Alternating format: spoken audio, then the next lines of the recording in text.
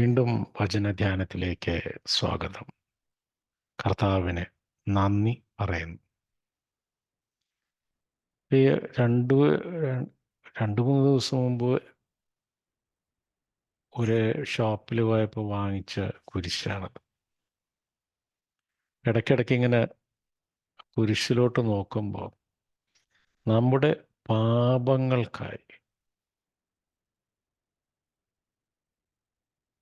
മനുഷ്യരൂപം കൊണ്ട് ഭൂമിയിലേക്ക് വന്ന ചെറുതായി ഭൂമിയിലേക്ക് വന്ന ദൈവത്തിൻ്റെ കുഞ്ഞാട്, ദൈവത്തിൻ്റെ പുത്രൻ, അവൻ നമ്മുടെ പാപങ്ങൾക്ക് പ്രതിവിധി എന്നോണം കുരിശുമരണം വഹിച്ച് കുരിശുമരണം വരിച്ച് ഭൂമിയിൽ നിന്ന് ഉയർത്തപ്പെട്ട് ദൈവത്തിൻ്റെ വലത്തുഭാഗത്ത് ഉപവിഷ്ടനായിരിക്കുന്നു. ഇപ്പോൾ ഈ കർത്താവാണ് നമ്മുടെ രക്ഷ. നമ്മുടെ പാപങ്ങൾ ഏറ്റെടുത്തവൻ.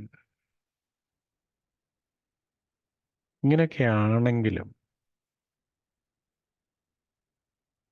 നമ്മുടെ പാപങ്ങൾ പൊറുക്കപ്പെട്ടു. നമ്മുടെ പാപങ്ങളുടെ കാഠിന്യം എത്ര തന്നെ ആയിരുന്നാലും അത് പൊറുക്കപ്പെട്ടു എന്ന് ബലമായി നമ്മൾ വിശ്വസിക്കുന്നുണ്ടോ? പൂർണ്ണമായി നമ്മൾ വിശ്വസിക്കുന്നുണ്ടോ? ഈ കർത്താവായ യേശു ക്രിസ്തുവിൻ്റെ പാപ മോചനം നൽകുവാനുള്ള അവൻ്റെ ശക്തിയെ, അവൻ്റെ കൃപയെ നമ്മൾ അവിശ്വസിക്കുന്നുണ്ടോ എന്നതാണ് ചോദ്യം. ഇനി എനിക്ക് വളരെ കാലമായിട്ട് പരിചയമുള്ള ഒരാളെ കാണുവാനിടയായി. അയാൾ ജീവിതത്തിൽ വലിയ വലിയ പാപങ്ങളൊക്കെ ചെയ്തിട്ടുള്ള ആളാണ്. ക്രിസ്ത്യാനിയാണ്, ക്രിസ്തുവിൽ വിശ്വസിക്കുന്നവനാണ്, പള്ളിയിൽ പോകുന്നവനാണ്, വല്ലപ്പോഴുമെങ്കിലുമൊക്കെ കുമ്പസാരിക്കുന്നവനാണ്. എന്നിരുന്നാലും അവൻ എന്നോട് വളരെ ക്ലോസ് ആയിട്ട് സംസാരിച്ചുകൊണ്ടിരിക്കുമ്പോൾ പറയാം, ഞാൻ ഇതൊക്കെ ചെയ്തേക്കണോണ്ട് ജീവിതത്തിൽ രക്ഷപ്പെടാൻ ബുദ്ധിമുട്ടാണ്. കാരണം അതുപോലത്തെ പാപങ്ങളൊക്കെയാണല്ലോ ഞാൻ ചെയ്തിരിക്കുന്നത്. ആ നിരാശബോധം, ആ ഭീതി, ആ കുറ്റബോധം അവനെ അനുധാവനം ചെയ്യുന്നു. കുമ്പസാരിച്ചതിന് ശേഷവും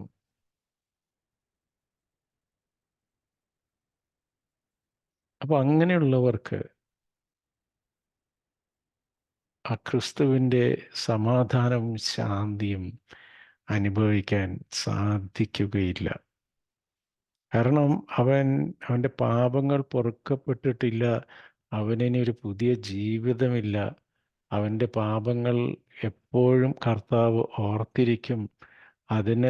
അവൻ്റെ പാപങ്ങൾ അനുസരിച്ച് കർത്താവ് അവന് ശിക്ഷ നൽകും എന്നൊക്കെ പശ്ചാത്താപിച്ചതിന് ശേഷവും ചിന്തിച്ചിരിക്കുന്നവർക്ക് അത് തന്നെ അവിശ്വാസമായി പരിഗണിക്കുകയും ആ അവിശ്വാസം ശിക്ഷയിലേക്ക് നയിക്കപ്പെടുകയും ചെയ്യും. അവൻ്റെ ശിക്ഷ അവൻ്റെ ആ ജീവിത ഭാരമാണ്. മോചിക്കപ്പെട്ട പാപങ്ങൾ മോചിക്കപ്പെട്ടു എന്ന് അവന് വിശ്വസിക്കാൻ സാധിക്കുന്നില്ല. കാരണം കർത്താവിലുള്ള അവൻ്റെ വിശ്വാസം പൂർണ്ണമല്ല. അപ്പൊ ഇവിടെ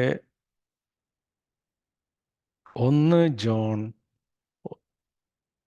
1:9 എന്നാൽ നാം പാപങ്ങൾ ഏറ്റുപറയുന്നെങ്കിൽ അവൻ വിശ്വസ്തനും നീതിമാനുമാകയാൽ പാപങ്ങൾ ക്ഷമിക്കുകയും എല്ലാ അനീതികളിൽ നിന്ന് നമ്മെ ശുദ്ധീകരിക്കുകയും ചെയ്യും. എന്നാൽ നാം പാപങ്ങൾ ഏറ്റുപറയുന്നെങ്കിൽ അവൻ വിശ്വസ്തനും നീതിമാനുമാകയാൽ പാപങ്ങൾ ക്ഷമിക്കുകയും എല്ലാ അനീതികളിൽ നിന്ന് നമ്മെ ശുദ്ധീകരിക്കുകയും ചെയ്യും. അതുപോലെ തന്നെ 2 കൊറിന്തോസ് 5:17 ക്രിസ്തുവിലായിരിക്കുന്നവൻ പുതിയ സൃഷ്ടിയാണ്, പഴയത് കടന്നുപോയി, ഇതാ പുതിയത് വന്നു കഴിഞ്ഞു. ക്രിസ്തുവിൽ ആയിരിക്കുന്നവൻ,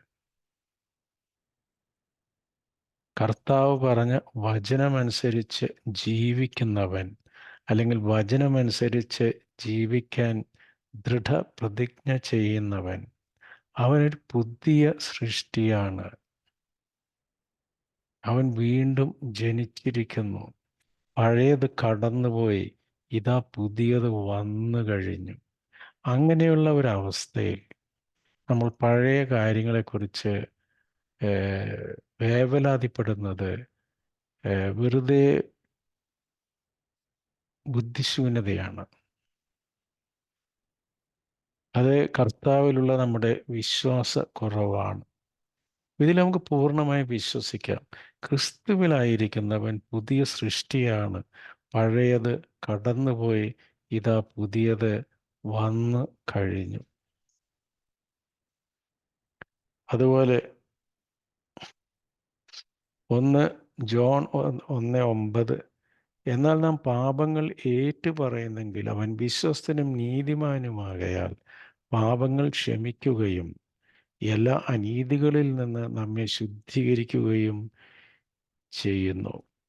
അതുപോലെ മത്തായി 9:16 ആരും പഴയ വസ്ത്രത്തിൽ പുതിയ തുണിക്കഷണം തുന്നി പിടിപ്പിക്കാറില്ല. അങ്ങനെ ചെയ്താൽ തയ്ച്ചു ചേർത്ത തുണിക്കഷണം വസ്ത്രത്തിൽ നിന്ന് കീറിപ്പോവുകയും കീറൽ വലുതാവുകയും ചെയ്യും. അതുപോലെ ലൂക്കായുടെ സുവിശേഷം 15-11 മുതൽ 22 വരെയുള്ള വാക്കുകൾ, അത് മുടിയനായ പുത്രനെ കുറിച്ചുള്ളതാണ്. മുടിയനായ പുത്രൻ പാപം ചെയ്ത് അപ്പനോട് ഓഹരിയൊക്കെ വാങ്ങി ഓടിപ്പോയി അവസാനം പന്നിക്കൂട്ടിലിരുന്നു. അവിടെ വെച്ച് അവൻ വിലപിച്ചു, എൻ്റെ പിതാവിൻ്റെ ഭവനത്തിൽ അടിമകൾ പോലും എന്നേക്കാൾ ഭേദമായിട്ടാണല്ലോ ജീവിക്കുന്നതെന്ന് അവൻ വിലപിച്ചു. അവൻ ആ പന്നിക്കൂട്ടിൽ നിന്ന് ഇറങ്ങി പേടിച്ച് പിതാവിൻ്റെ അടുക്കിലേക്ക് പോവുകയാണ്. പിതാവ് എന്താണ് അവന് ചെയ്യുക? അവനെ ആക്സെപ്റ്റ് ചെയ്യുമോ, സ്വീകരിക്കുമോ ഇല്ലയോ എന്ന പേടി. കാരണം അതുപോലത്തെ കുറ്റങ്ങളാണ് അവൻ പിതാവിനെതിരെ ചെയ്തിട്ടുള്ളത്. പക്ഷെ പിതാവ് അവനെ അകലെ വെച്ച് തന്നെ കാണുന്നു. അനുകമ്പയോടെ ഇറങ്ങി വന്ന് അവനെ ആശ്ലേഷിക്കുന്നു. മകനെ, നീ തിരിച്ചു വന്നതിൽ ഞാൻ സന്തോഷവാനാണെന്ന് പറഞ്ഞ് മുഴുത്ത കാളക്കുട്ടിയെ കൊല്ലുന്നു, സദ്യ ഒരുക്കുന്നു, അവനെ പുതിയ വസ്ത്രങ്ങൾ അണിയിക്കുന്നു. ഒരു പാവി മാനസാന്തരപ്പെടുമ്പോൾ സ്വർഗം സന്തോഷിക്കുന്നുവെന്നും എഴുതപ്പെട്ടിരിക്കുന്നു. അപ്പോൾ നമ്മൾക്ക് ശങ്ക കൂടാതെ വിശ്വസിക്കാം, നമ്മുടെ പാപങ്ങൾ പൊറുക്കാൻ കെൽപ്പുള്ളവനാണ്, ആഗ്രഹമുള്ളവനാണ്, കാരുണ്യമുള്ളവനാണ് നമ്മുടെ കർത്താവ്.